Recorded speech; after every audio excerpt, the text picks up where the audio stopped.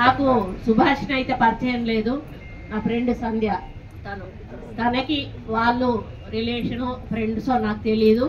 ఒక మాట చెప్పింది, ఇట్లా వాళ్ళ ఊళ్ళో గుడి ఉంది, ఆ గుడికి ఒక చరిత్ర ఉంది.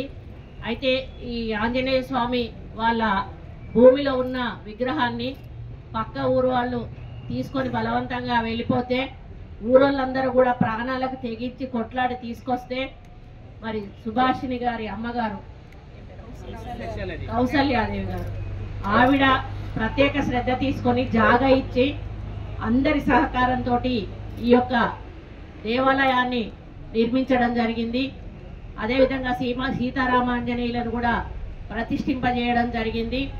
అప్పటి నుంచి కూడా దీనికి కొంత దేవుడి మాన్యాల కింద కూడా ఎన్ని ఎకరాలు ఇచ్చారు, ఎంతో కొంత ల్యాండ్. మామూలుగా ఏంటంటే కొంతమంది గుడి కట్టేసి వదిలేస్తారు. మేము అదే అడిగాం, ఇది కమిషనర్ అంటే ఎండోమెంట్లోకి తీసుకునేటప్పుడు మీరు దేవుడి మాన్యాలు కూడా దీంట్లోకి ఇస్తారా అంటే లేదమ్మా, దేవుడికే ఇస్తామని చెప్పి వాళ్ళు ఒప్పుకున్నారు. ఒప్పుకున్న వెంటనే మరి చాలా స్పీడ్గా, అంటే అనుకోలేదు, ఎవరు కూడా అనుకోలేదు, మరి వెంటనే ఆ ఫైల్ వెంటబడి చాలా స్పీడ్గా ఈ ఫైల్ని మూవ్ చేసి దాన్ని ఎండోమెంట్లోకి తీసుకొని మరి పక్కనే ఉన్నటువంటి ఆలయం, దేనికమ్మా దీనికి అటాచ్ చేసింది ఓదెల దేవస్థానం, ఓదెల దేవస్థానానికి ఈ దేవస్థానాన్ని అటాచ్ చేయడం జరిగింది. ఆ దేవస్థానం నుంచి ప్రతి నెల కూడా 20,000 రూపాయలు ఈ గుడి మెయింటెనెన్స్ కు మీకు రావడం జరుగుతుంది. ఈ రోజున 50 లక్షల రూపాయలతోటి మరి మీరు గ్రామస్తులు, ఈ యొక్క గుడి ఆర్గనైజర్లు ప్లస్ డిపార్ట్మెంట్ వాళ్ళు, కలెక్టరు, అదేవిధంగా శాసనసభ్యులు మీరు కూర్చొని ఒక ప్రాతిపదికతోటి ఒక ప్రణాళికతోటి ఇక్కడ డెవలప్ చేస్తే బాగుంటుంది అనేది నా అభిప్రాయం. ఎందుకంటే ఇంత చిన్న గుళ్ళను మామూలుగా ఎండోమెంట్లోకి తీసుకోరు, ఒక కొంత ఇన్కమ్ ఉన్న వాటిని మాత్రమే ఆలోచిస్తారు. కానీ మీ దేవుడు చేసుకున్న అదృష్టమో, మీ గ్రామస్తులు చేసుకున్న అదృష్టమో ఇది ఎండోమెంట్లో చేర్చడం అనేది నాకు కూడా చాలా సంతోషంగా ఉంది.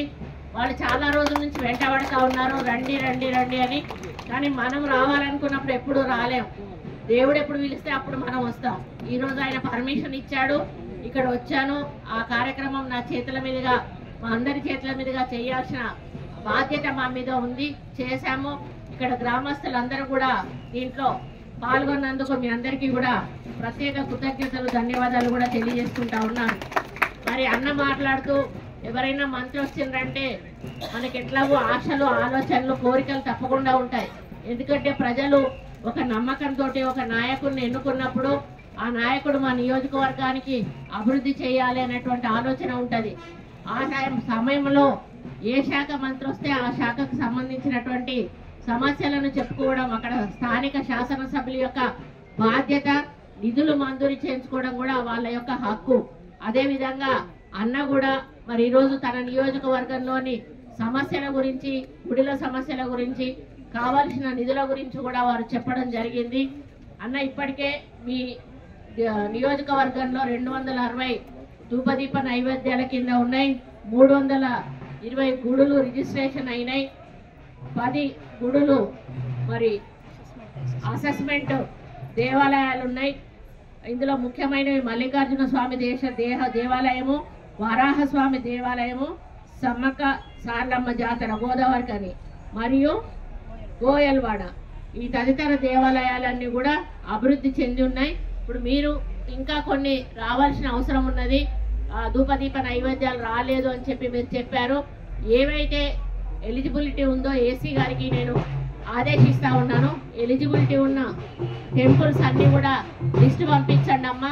ఒకవేళ ఇంట్రెస్ట్ ఉన్న వాళ్ళ రిజిస్ట్రేషన్ చేయించుకుంటా అంటే కూడా చేయించండి. ఒకవేళ ఎండోమెంట్లో అర్హత ఉన్న గుళ్ళు ఎండోమెంట్లోకి కలుపుతామంటే కూడా వాళ్ళ దగ్గర కాన్సెంట్ తీసుకొని అప్లికేషన్ కూడా ఫార్వర్డ్ చేయండి. ఎందుకంటే